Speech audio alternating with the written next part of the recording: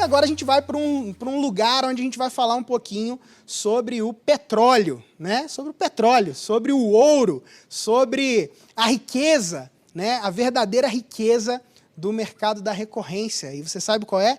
Não é palestra de Petrobras, nada disso, tá bom? A gente vai falar um pouquinho sobre os dados, cara. Os dados. Os dados são aqueles que têm resposta para nós, e quando a gente olha para os dados e começa a entender como a gente pode utilizar os dados a nosso favor e a favor do nosso negócio, o jogo muda.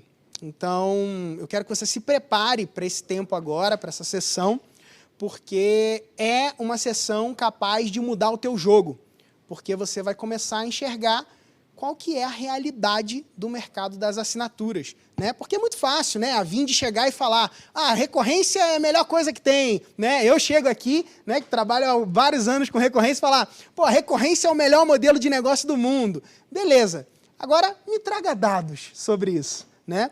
E para a gente falar sobre isso, para a gente ver esses dados, a gente vai ter aqui duas pessoas que são pessoas que dedicam as suas vidas a isso, né? A enxergar nos dados, a encontrar respostas nos dados.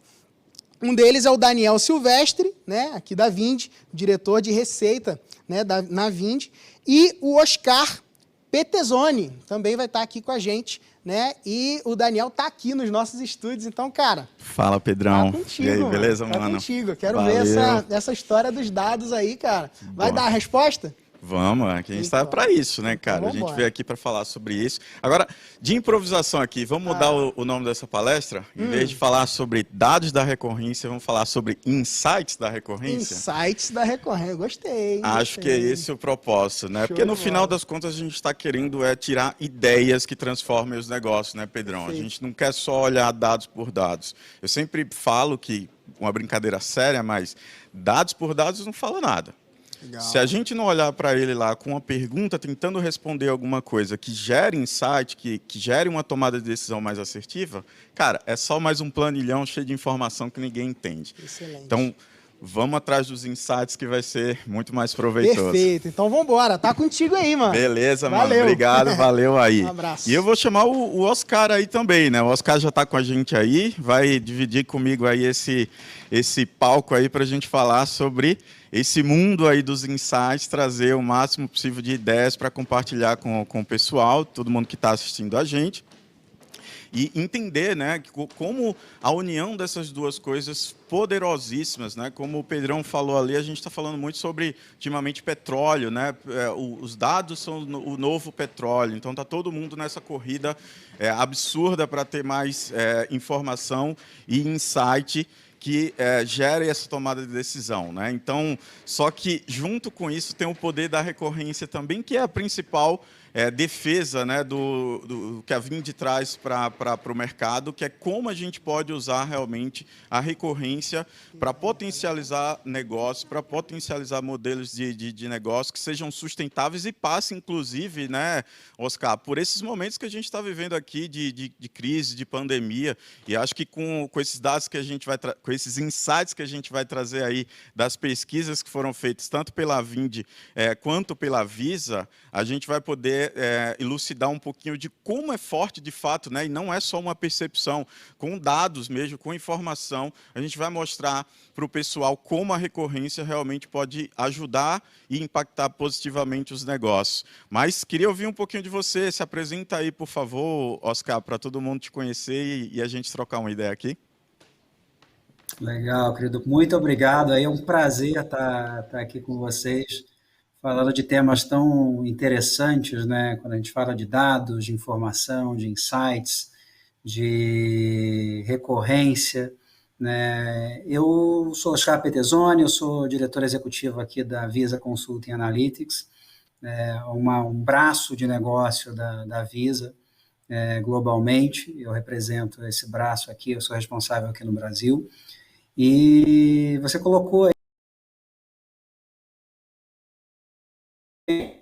ou algo do tipo, né, efetivamente, mas aqui a gente costuma dizer que o petróleo em si, se você encontrar em casa, né, ele não vai te dizer muita coisa, né, você vai precisar minimamente refinar, né, esse petróleo e transformar ele em produtos que sejam comercializáveis, né? Então, a gente sabe que os dados funcionam da mesma forma, né? Na verdade, ele é uma matéria bruta para uma série de insights, como você bem colocou, onde a gente consegue atender melhor aos nossos clientes diretamente, e os nossos clientes aqui da Visa conseguem atender melhor o consumidor final. Então, a gente utiliza, assim, e o tema de recorrência, ele é um tema especial, né? Ele é um tema que está no nosso dia a dia. A pandemia, ele ajudou, entre aspas, né? ou não entre aspas, mas ele sim, de uma forma efetiva, ele potencializou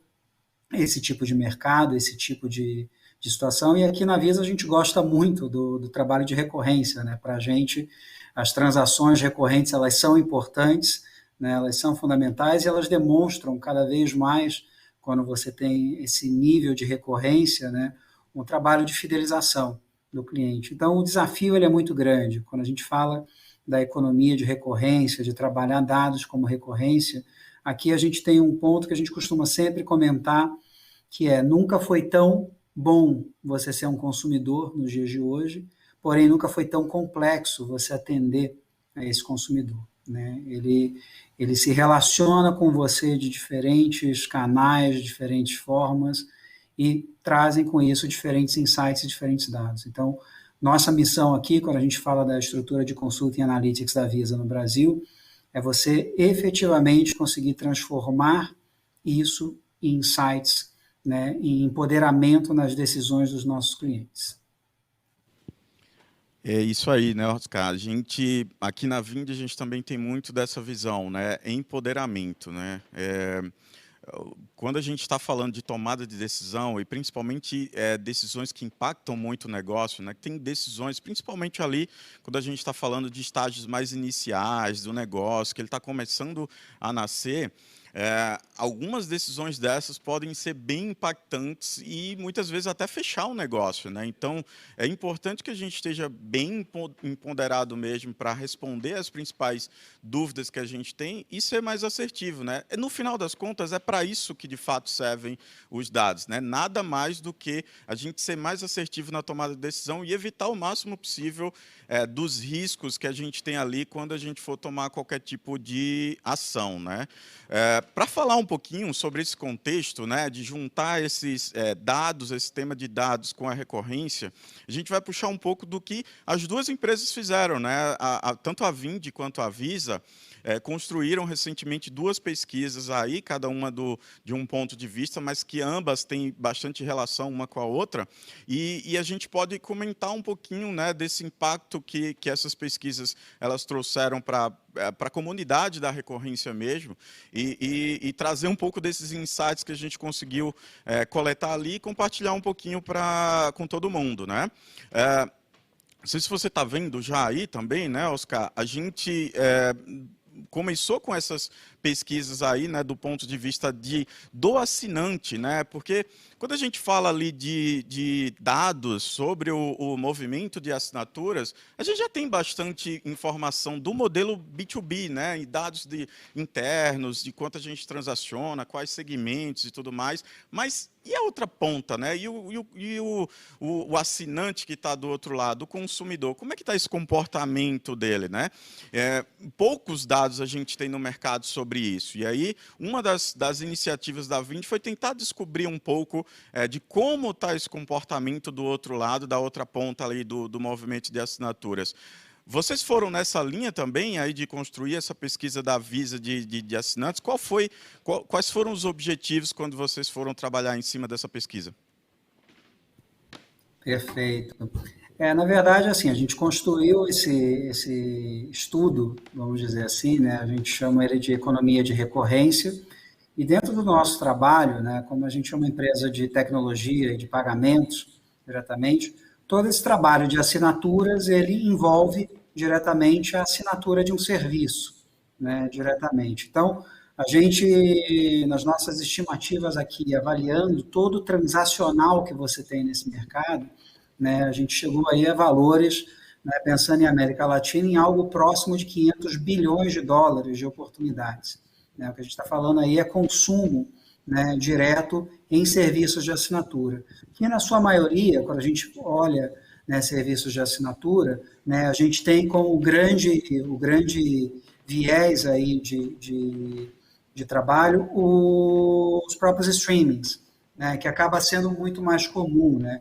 Quando a gente fala que teve um impulso aí da pandemia, né, todo mundo começou com a coisa de ter que ficar em casa, a ter que começar a contratar pela conveniência e pela comodidade, né, e até pela impossibilidade de estar no presencial, as assinaturas de serviços, né? E um dos pontos importantes que a Visa, como ela se posiciona como a rede das redes, o que é isso, né? Isso é um pouco mais até do que uma simples frase bonita, mas sim é de ter a capacidade de conectar esses provedores de serviço com os consumidores que querem tomar esse serviço. Então, quando a gente consegue fazer toda essa estrutura de pagamentos funcionar, então, quando você assina o seu Netflix, quando você solicita um iFood, um Rappi, você está diretamente com a sua credencial de pagamento embarcada, e isso ser fácil e ágil, tanto para o consumidor, por esse lado, como para o comerciante ou para o prestador de serviço. Então, a gente viu um crescimento gigantesco, né, em relação aos assinantes. Aqui, a gente está colocando aqui, né, eu estou vendo aqui no gráfico aqui, né, as nossas estimativas de quase 4 bilhões de novos assinantes. A gente vê um movimento de mercado enorme com relação a esse tipo de serviço, principalmente na parte de entretenimento. Quando a gente olha esse setor, esse é um setor que tem investido muito, né, em relação a isso. Então, a gente vê as suas próprias redes tradicionais de televisão criando seus próprios streamings de mercado diretamente. E quando a gente pensa lá atrás também, acho que é uma coisa interessante, né?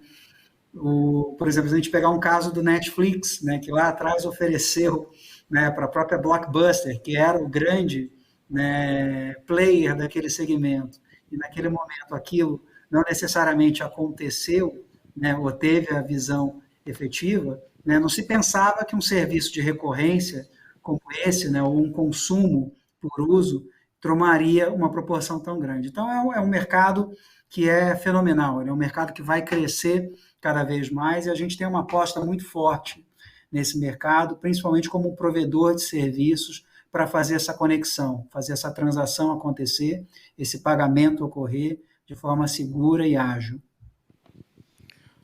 Legal, Oscar. Eu vou puxar aqui, né? A gente primeiro ali você mostrou, né? A gente trouxe ali um pouquinho dos dados que a gente tinha do ponto de vista da pesquisa da Visa, e vou puxar e emendar aqui também com o que a gente fez da recorrência aqui na Vind, né?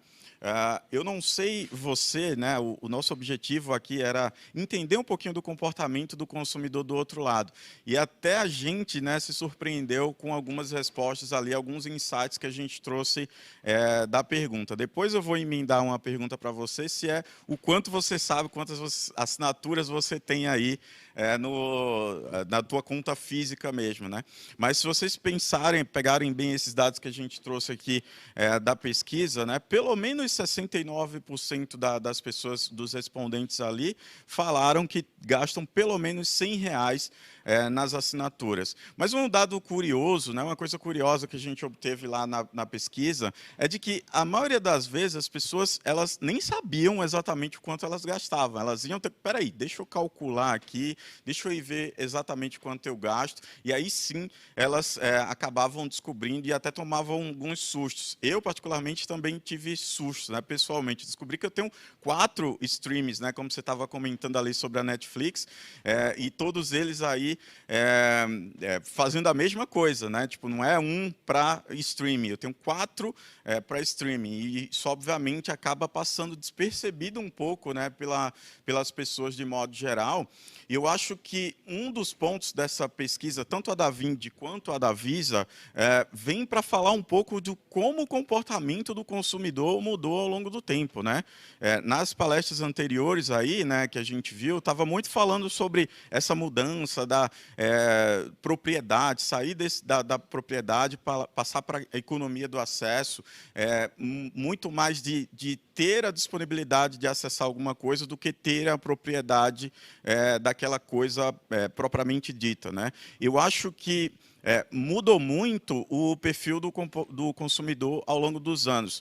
Nessa pesquisa de vocês, vocês também conseguiram ver essa mudança desse comportamento ao longo do tempo aí, do como o consumidor final está se comportando em relação a essa mudança de ter a propriedade das coisas e passar a consumir, a ter acesso, né, a determinados produtos e serviços?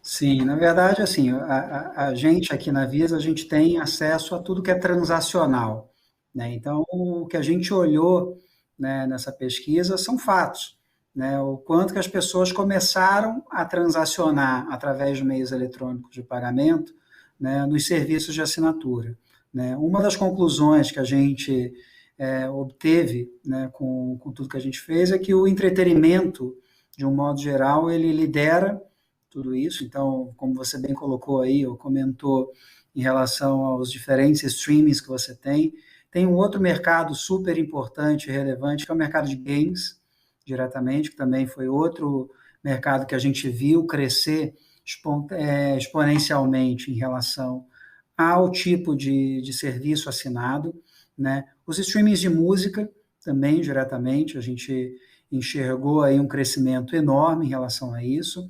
Os próprios serviços de delivery, que eu comentei, né, um pouco mais cedo, em relação à entrega diretamente, e as próprias questões que envolvem telecomunicações de um modo geral e comunicação, né, os serviços de assinatura de revistas, jornais e tudo mais. E o outro ponto também que a gente identificou com a nossa pesquisa, com o nosso estudo, é que também tem outros segmentos que você também pode e tem entrada dentro dessa linha de recorrência e de assinatura, né, e que são distintos da parte de entretenimento, né? Quando a gente fala dos marketplaces diretamente, a gente viu um crescimento aí, principalmente na pandemia, né, para essa questão de compras, né, através do e-commerce, através dos próprios aplicativos, né, que para a gente, o que acontece? Tudo que você tem num conceito que a indústria usa, que é o card on file, o que é? É o meu cartão, a minha credencial de pagamento embarcada em algum streaming, em algum app, para se trabalhar o pagamento diretamente, né? Então, a gente viu isso também com serviços de compra de alimentos e bebidas, supermercados, cresceu também de uma forma enorme, principalmente aí na pandemia. E um outro que também chama muita atenção nessa questão de assinatura são os serviços relacionados a transporte, né? Então, a Visa, por exemplo, tem uma iniciativa global, né, de transporte, que a gente fala da conexão dos diferentes modais, né, que você possa ter isso embarcado diretamente no seu cartão, né, ou na sua credencial de pagamento. Então, isso também é um ponto importante, porque você consegue ter acesso, por exemplo, um dos casos relevantes que a gente tem, que é o Metrô Rio, você paga diretamente, você não precisa passar em lugar nenhum, né? É como se você realmente fosse um assinante, aqui entre aspas, dos serviços do metrô, né? Então, acho que tem ainda espaços um pouco mais não relacionados diretamente a essa parte de entretenimento, que tem um grande mercado ainda para crescer, né? Esse mercado de subscrição, de você pagar por serviços, né? Outro que eu também coloco muito é a própria questão dos serviços que você vê de assinatura de automóveis, que também é um outro ponto importante. A gente tem trabalhos também que a gente vem desenvolvendo junto a algumas montadoras, por exemplo, para também você fazer a assinatura de diferentes serviços usando seu carro como um dispositivo de pagamento. Então, nosso estudo ele foi muito relacionado a olhar o quanto isso cresceu no modelo tradicional, mas também para identificar novas oportunidades dentro desses serviços de assinatura. E é impressionante, né, Oscar? A gente está falando aqui, né? No dia anterior, a gente teve uma palestra também da Unidas falando sobre a assinatura de carros. Você está trazendo isso aí para a gente também. Será que há 5, talvez 10 anos atrás, a gente pensaria, né, que o brasileiro iria estar falando hoje de não comprar um carro, mas sim assinar? né? E é interessante ver essas mudanças de paradigma, que ela tem um viés muito cultural, né? E não é tão simplista fazer essas mudanças de paradigma, e às vezes eles levam tempo, mas quando eles se consolidam, né? Quando esse paradigma ele muda e ele chega num ponto de consolidação, a gente vê crescimentos mais exponenciais. Há um ano atrás a gente falava muito timidamente sobre a assinatura de carro, principalmente porque o brasileiro ele tem esse viés, né? De ser apaixonado por carro, de ter a propriedade, de falar que, cara, eu tenho um carro zero aqui, novo e tal, e muito nessa de eu tenho, né? Ainda existe, é muito arraigado dentro do brasileiro esse sentimento. Mas a gente vê com esse movimento realmente de trazer as assinaturas, os benefícios, né? Principalmente os benefícios da assinatura por si só, o como as pessoas elas conseguem realmente, de fato, ter muito mais proximidade, né, com o acesso a determinados bens. A gente viu na palestra anterior lá também a gente falando sobre, muitas vezes a pessoa ela quer ter um bem, mas ela talvez não tenha um limite de crédito suficiente para adquirir aquele bem. Mas ela quer tanto que a assinatura ela acaba facilitando essa entrada também nesse acesso, né, para esses bens que têm talvez um aporte, um valor maior. E no carro a gente vê isso também, né? E é legal também a gente fazer o link, né, com o cenário econômico e social que a gente vive, né? Você vê que como muda drasticamente. Hoje, quanto está o preço de um carro, de um automóvel 0 quilômetro, né? Com esse contexto de pandemia, com tudo que a gente está vivendo aí, e acaba a assinatura ela sendo também uma possibilidade de manter ainda o brasileiro conseguir manter ainda o seu desejo ali, alcançar os seus objetivos, mas de uma forma talvez mais acessível. Você diria que conseguiria complementar mais algum desses benefícios aí que a assinatura pode trazer para o movimento contrário ali à posse? O que a gente observou aqui, até indo nesse estudo, né, de novo, é que primeiro ele é super democrático, porque ele funciona para todas as classes sociais, né? Até mesmo a gente sabe de serviços de assinatura até de coisas mais caras, né? Você tem hoje compartilhamentos, né? Economia compartilhada, você pode assinar para dirigir um carro um pouco melhor, ou uma moto, né? Eu acho que isso denotou aí primeiro uma mudança de comportamento interessante do consumidor, né, em relação a por que eu preciso necessariamente ter algo, por que eu não poderia usufruir de algo, né? Então, essa coisa de usufruir, ela se tornou, né, mais relevante. E o outro ponto também, que a gente vê muito com essa coisa, até a gente comentou lá no início dos dados, né, os dados ajudam isso, né, a gente usa aqui um conceito muito forte de personalização em massa, né, porque independente do segmento ao qual você pertença, né, quando a gente olha aquela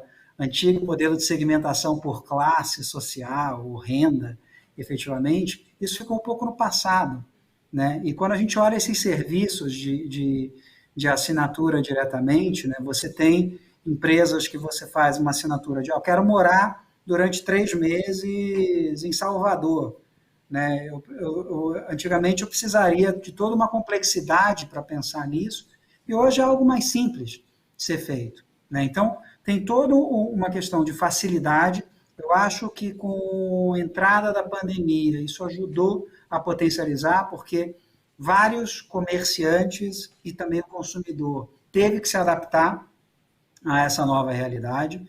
E eu olho assim alguns novos segmentos realmente entrando dentro dessa visão, né, que, por exemplo, quando a gente fala do um Airbnb hoje em dia, né, na verdade, ele é algo melhorado de um serviço que eu não sei se muitos aqui vão lembrar ou não, mas do timesharing que você tinha de hotelaria, né, que nada mais era do que você assinar, né, você fazer parte de um trabalho em relação a isso. Então, acho que a colaboração, né, essa coisa da economia colaborativa e dessa economia um pouco mais relacionada a você usufruir, ela só tende a crescer. E acho que ela tende, além de tudo, a sair dos segmentos que a gente tem observado hoje e entrar em novos tipos de segmento.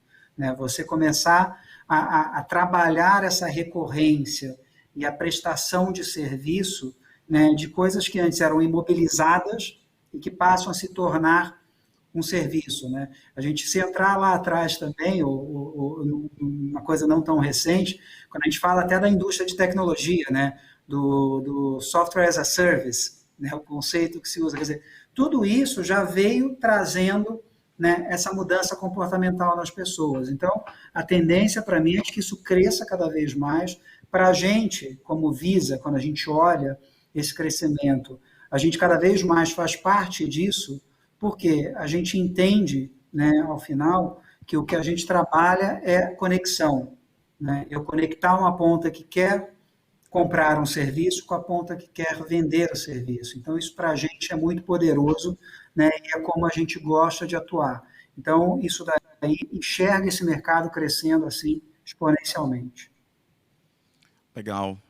Foi bom você falar sobre segmentos, né? Porque esse slide que a gente tem aqui atrás, ele mostra muito isso, né?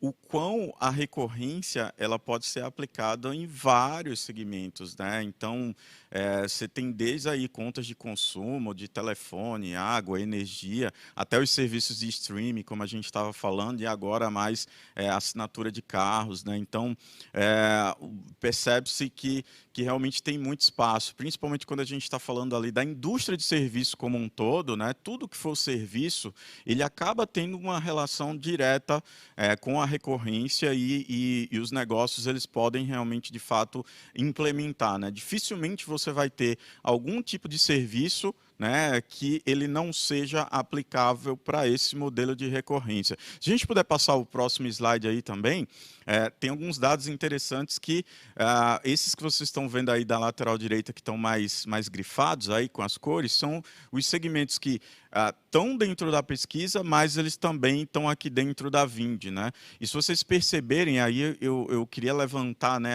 aquela bandeira do que eu falei ali no começo da nossa conversa aqui. O como a recorrência é importante para os negócios, principalmente num tempo de crise. Todos esses segmentos que vocês estão vendo aí, eles tiveram crescimento mesmo com a crise, né? Mesmo com a pandemia.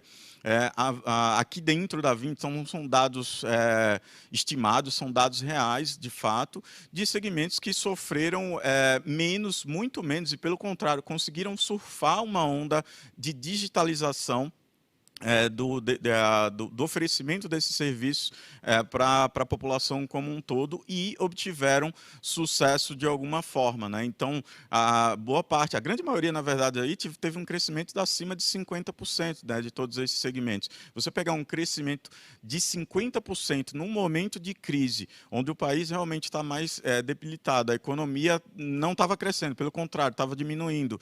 E a recorrência, ela poder trazer esse conforto, vamos dizer assim, né, para as pessoas que estão envolvidas ali nesse modelo de negócio, acho que também conta bastante, né, Oscar? Não sei se vocês tiveram essa percepção também de comprovar que a recorrência ela também potencializa a passar por esses momentos de crise. Sim, e tem um ponto interessante, eu estou vendo aqui um dos pontos aqui, quando a gente fala de contas de consumo, né, a gente tem aqui uma iniciativa global muito forte, do que a gente chama aqui do Bill Payments, né, que é exatamente você ter o embarque aí das credenciais de pagamento diretamente para esse tipo de serviço, né, que é recorrentemente utilizado com outras formas de pagamento, que não o meio de pagamento eletrônico, né, como cartão de crédito diretamente ou algum outro instrumento, e que a gente olha como uma oportunidade enorme também, né, de você trabalhar novos fluxos de pagamento, porque muito do que você mostrou aqui está relacionado a novos fluxos, que normalmente, até pela forma como antes eram muito de forma ativa, né? Então, música você ia para comprar um CD presencialmente, um LP, né? Quando isso virou uma assinatura, um serviço, né?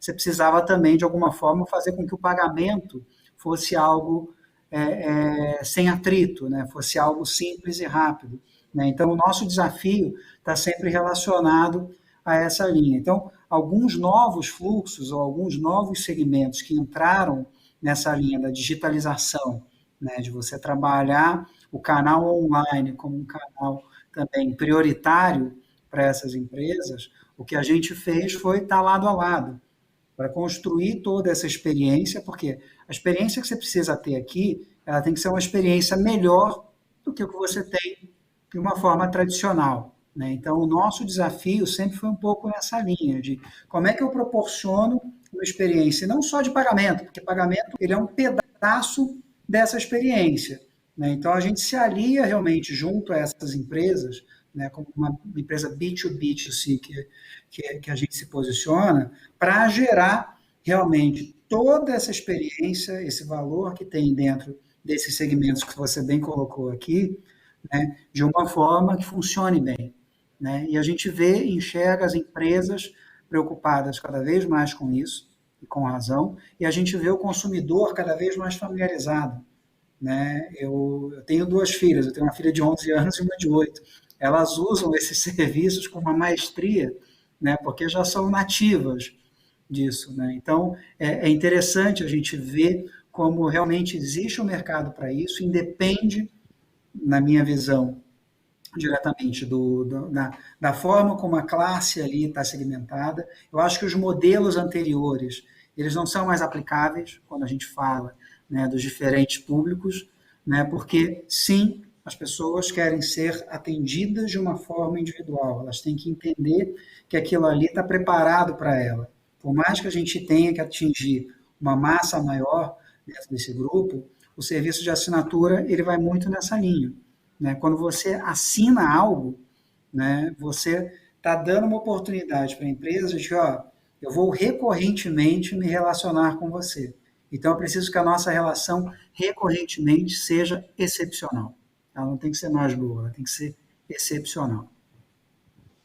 É bem legal isso, né? Porque às vezes acho que tem que ficar claro, né, para as pessoas que estão envolvidas que não é assinatura por assinatura, né? Não é simplesmente criar um modelo lá e só facilitar o pagamento daqueles clientes. Acho que duas palavras aí que você usou muito, né, que ficaram aqui na minha cabeça, obviamente a digitalização, a gente precisou, né, os negócios eles precisaram passar por esse momento de digitalização durante esse percalço da pandemia que a gente teve aí, mas o que sobressai de tudo isso é experiência, né? A gente realmente conseguir construir uma experiência que seja agradável para o consumidor que está do outro lado. Então, não é só simplesmente criar um modelo de assinatura, não é simplesmente só oferecer vários meios de pagamento, seja Pix, seja cartão, seja boleto, seja o que é que seja.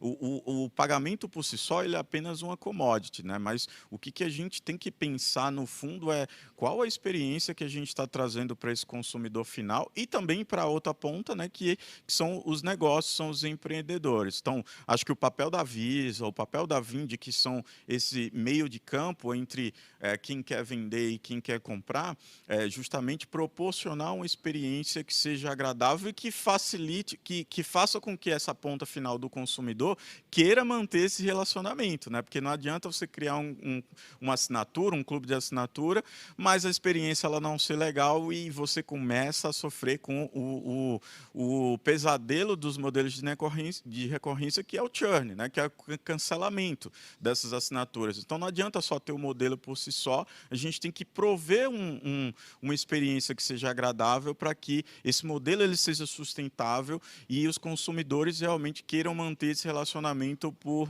mais tempo, né? E aí eu engato um pouco desse insight, né, do quanto a gente já falou muito bem sobre o quanto é legal e é relevante para a ponta final do consumidor ter essa comodidade de ter a assinatura ali do lado dele, mas o quanto é legal, quais os benefícios que de fato trazem esse modelo para os negócios, né? O que de fato na sua visão aí, na visão da Visa, esse modelo de assinatura beneficia também os negócios?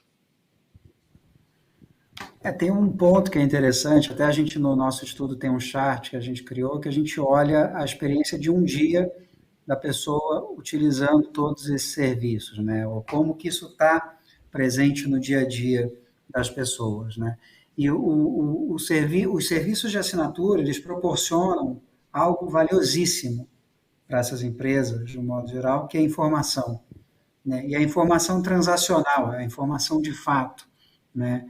Eu sei o que o Oscar está assistindo, eu sei a que horas o Oscar assiste, eu sei que em tal horário ele tem determinado comportamento, eu sei quando ele acessa determinado tipo de aplicativo ou determinado tipo de serviço, porque a gente consegue mapear isso, inclusive, nesse comportamento transacional, né? Então, primeiro ponto é você ter um canal recorrente de conversa com o seu consumidor, né? As empresas falam muito do customer centricity, de você colocar o seu consumidor no foco das suas ações. Que é coisa melhor do que eu ter uma relação, né, com você mais direta, né, e passar para você muito do meu comportamento e diariamente e de uma forma recorrente. Então, o lado dos serviços de recorrência, da economia de recorrência, ele gera isso, né? E gera para você uma capacidade de trabalhar melhor as experiências desse cliente e de você fidelizar, né? Existe esse desafio. Então, você consegue ter mais elementos para trabalhar isso de uma forma mais efetiva. Com esses dados, você empodera as empresas também a tomarem decisões mais acertadas, né, mais direcionadas a esse cliente, porque, voltando àquele ponto que eu coloquei, do personalização em massa, né, ela deixa de ser só aquela coisa que você está numa hipótese de que o Oscar vai gostar disso, mas você consegue ter mais elementos para se certificar e melhorar a oferta que você vai fazer, o que você vai propor de conteúdo, o que você vai propor de benefício para ele no momento em que ele estiver utilizando aquilo, né? Então, acho que tem um lado para as empresas que é super importante, porque você tem a conexão direta com o seu consumidor em relação a isso. E, por outro lado, para o consumidor também, você começa a receber uma relação mais transparente e mais direta, né, com o que ele precisa. Eu acho que as empresas, de um modo geral, que operam muito nesse serviço de assinatura, elas migraram de um modelo onde você ficava preso a um contrato e hoje você fica preso a uma experiência. Então, por isso que a experiência se torna muito importante e com todas essas informações, as empresas sim têm condições de proporcionar uma experiência bem melhor. Com toda certeza, né? Eu acho que uma das palavras que você trouxe ali, e eu acho que vale a pena a gente complementar aqui, fazer essa retenção, né? Trabalhar em cima da experiência para que se consiga reter os seus clientes, seus consumidores ali, talvez seja o grande, maior desafio realmente dos empreendedores, né? Eu acho que um dos benefícios, principais benefícios que a recorrência ela traz também para os negócios é ter mais previsibilidade, né? É a gente saber o quanto vai ser. Tem uma métrica que é talvez a rainha aí da recorrência, que é o MRR, a gente saber qual vai ser a nossa receita recorrente, né? Então, tem aqueles velhos ditados que a gente sempre fala, né? Que a gente, no varejo, tem que matar um leão por dia. Cara, na recorrência, não. Na recorrência, você vende uma vez para ter o benefício daquela tua venda por tempo indeterminado, né? Por quanto mais tempo você conseguir manter essa experiência agradável para o teu cliente, você consegue manter essa fonte de receita. A Vindi, por exemplo, tem clientes, né, que entraram na Vindi quando a gente começou lá, 8 anos atrás, e que ainda estão aqui junto com a gente. Mas por quê? Porque realmente eles estão tendo ainda, né, uma experiência agradável dentro desse modelo, né? E eu acho que o grande desafio é realmente essa preocupação, é o como a gente consegue manter essa experiência agradável para que a gente tenha essa retenção dos clientes que assinaram ali pelo maior tempo possível, e aí, consequentemente, a gente começa com esse tempo, né, à medida que esse tempo vai passando, colher os frutos, que é o famoso LTV lá, né, que é o lifetime value daquele cliente, é o quanto ele trouxe de receita ao longo do tempo que ele ficou dentro de casa. Eu acho que talvez seja uma das métricas, né, se a gente tivesse um espaço aqui para falar sobre métricas, talvez a gente passasse horas só falando sobre essa métrica que é o LTV. Na assinatura a gente tem que olhar muito para isso, porque é o quanto disso é que o negócio é saudável, né? O quanto os meus clientes eles conseguem ficar mais tempo dentro de casa, pagando uma mensalidade ok, justa, né? Que ele consiga realmente ter o acesso daqueles serviços ali que foram contratados, tendo uma excelente experiência que com o tempo a gente vai conseguir colher esses frutos, né? E aí eu queria fazer, por fim aqui, né, fazer esse jabazinho aqui das nossas áreas, né? Você trabalha com dados, com analytics, com geração de insights, eu também, minha base toda foi em cima disso. Acho que seria legal a gente dar, porque muitas vezes, né, o empreendedor ele fica com aquela cabeça lá, putz, mas é complicado, é um negócio que não dá para fazer, eu não tenho estrutura, eu não tenho investimento, eu não tenho nada. Será que precisa mesmo? Ou a gente consegue fazer com o básico ali, extrair valores que sejam suficientes para já tomar algumas decisões mais assertivas, até mesmo para aquele microempreendedor? Você colocou um ótimo ponto, né? Eu até pegando um pouco da tua fala anterior em relação às empresas, tem um ponto importante também que acho que vale mencionar, que é a redução do risco de inadimplência, que é onde a gente entra, né? Quando a gente fala de pagamento eletrônico, que é a garantia mesmo de que aquela transação vai ocorrer e aquele valor que você comentou do fluxo de caixa, das receitas, ele vai entrar para esses empresários, né? E entrando para o lado de dados, efetivamente, né, eu acho que tem muito do mindset, né? Eu entendo, assim, de um modo geral, que é super importante você ter a tecnologia, sim, em relação a isso, mas o teu mindset ele tem que estar relacionado ao teu cliente, né? O cliente fala com a gente o tempo inteiro, né? Ele se relaciona com a gente o tempo inteiro. Então, é importante que mesmo de uma forma mais artesanal, ou sem tantos recursos, né, quando a gente olha aí microempreendedores, startups e tudo mais, né, de fomentar, primeiro, essa mudança de mindset, ou que eles tenham esse mindset, né, que seja relacionado à correta utilização das informações que ele tem para trabalhar. E, por outro lado, eu acho que empresas como a Visa, como a Vindi e outras empresas sempre têm um olhar, né, muito carinhoso para os pequenos e médios empresários, né? A gente fala muito aqui na Visa, né, de ter a disponibilidade de trabalhar, né? E uma das coisas aqui que eu te comento, e é super interessante, que é uma das iniciativas que a minha área tem feito aqui, é a gente trabalhar serviços de subscrição de dados para esses pequenos e médios empresários, né? Da gente, através de algumas parcerias que a gente vem buscando estabelecer, né, a gente conseguir gerar algum tipo de informação e que ela seja consumida por consulta diretamente. Então, quando a gente fala da economia de subscrição, a gente também está aplicando isso para dentro da nossa realidade, para a gente poder se aproximar cada vez mais dessas empresas que,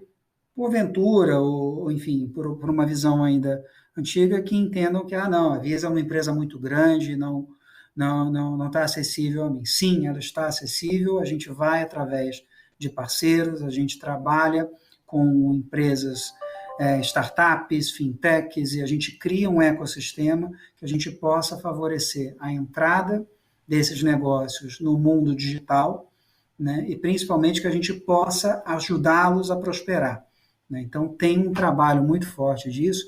E aí os dados que a gente tem, né, que outrora eles eram muito utilizados para os grandes players, a gente encontrou formas de, vamos disponibilizar de alguma forma, né, para o pequeno comerciante de uma pequena região, né, da gente conseguir passar para ele, através dos dados que a gente tem, que ele possa contratar isso como um serviço Visa, né, as informações de como está se comportando as vendas no bairro dele, num determinado raio de ação, né? Então, assim, quanto mais a gente popularizar a informação e quanto mais a gente disponibilizar a informação, ele é melhor para toda a cadeia, inclusive para a nossa cadeia, no nosso mercado especificamente, de meios de pagamento eletrônico. Você tocou nesse ponto que para a gente também é essencial. A proposta realmente da Vind, que a Vind sempre teve, é como é que a gente como Vind, pode sim beber da fonte do mercado e absorver dados, absorver informação, mas o quanto a gente consegue contribuir também para a comunidade, levando tudo isso, todos esses insights. Acho que uma parte da premissa, né, da pesquisa da Vind foi essa, e acredito que a da Visa também, né, o quanto a gente consegue disseminar e levar, contribuir um pouquinho para o mercado com tudo isso que a gente está absorvendo também, né? Acho que outra fala que você trouxe aí que também me chamou bastante atenção foi quando você falou ali em mindset, né, mentalidade, que a gente ultimamente ficou na moda falar mentalidade data-driven, né, mindset data-driven, pensar muito, ser orientado a dados. Eu acho que, embora esteja no hype, está no hype porque funciona, né? É importante a gente sim ter essa mentalidade, porque ajuda, né? A gente já viu aí diversos cases que os dados realmente ajudaram as empresas a tomarem melhores decisões, serem mais assertivas nas suas tomadas de decisão. Porém, eu sempre falo, né, que mais importante do que qualquer dado é você ter as perguntas corretas, né? Você fazer as perguntas corretas. Então, não adianta ter um amontoado de dados se você não saber o que você está querendo responder ali. Então, eu acho que se tivesse que deixar um insight final, principalmente por esses empreendedores menores, que ainda não estão dentro desse modelo mais orientado a dados, você começa pequeno mesmo, mas começa tentando responder quais são as perguntas, né? Quais são as perguntas mais importantes que você quer responder, e aí sim vai atrás dos dados. Às vezes você pode botar um formulário na tua página ali, só para os teus clientes responderem alguma pesquisa, mas isso já vai ser riquíssimo para que você consiga depois levar isso para o teu dia a dia e tomar decisões mais assertivas nesse contexto, né? Tudo é acessível, não é uma coisa bicho de sete cabeças. Os empreendedores realmente podem contar com a ajuda da Visa, podem contar com a ajuda da Vind, né? Tem vários insights aí no blog da Vind, blog da Visa, nas pesquisas. Inclusive fica a deixa aqui, né, para quem quiser mais informação, baixa aí a pesquisa tanto da Visa quanto da Vind, que vai ter muito mais material e insight rico ali para a gente tomar decisão. Acho que a gente está chegando aqui no final. Queria agradecer muito, Oscar, pelo papo, foi riquíssimo, acho que o pessoal também curtiu bastante aí, né? A gente trouxe bastante insight e a Visa também trouxe bastante visão aí de mercado, tanto de recorrência quanto de insights, e foi riquíssimo, e obrigado mesmo pela participação, tá bom? Eu que agradeço, excelente debate, excelente ponto de vista, e a mensagem que eu deixo, assim, até independente do tamanho, né, escutem o seu cliente, escutem o consumidor, né? É muito mais fácil você falar do que ouvir, né? Então, ouvir tem que ser um exercício diário. Eu falo isso muito aqui para o meu time de consultoria, de analytics. O bom consultor é aquele que escuta mais do que fala, né? Então, você colocou bem aí as perguntas corretas, mas você tem que estar disposto a ouvir as respostas, né? Não só apenas escutar por escutar, mas escutar com outro viés, né? Com viés de realmente endereçar e responder. E excelente evento aqui, adorei. Excelente, obrigado. Vou chamar o Pedrão aqui agora para assumir as picapes aí e dar continuidade no evento. Chega aí, Pedrão. Show de bola, show de bola. Tamo de volta aí. Valeu. Assuma aí, agora tá contigo, cara. Isso aí, maravilha. Valeu. Muito bom, Daniel. Legal, Oscar. Obrigado aí pela sua participação.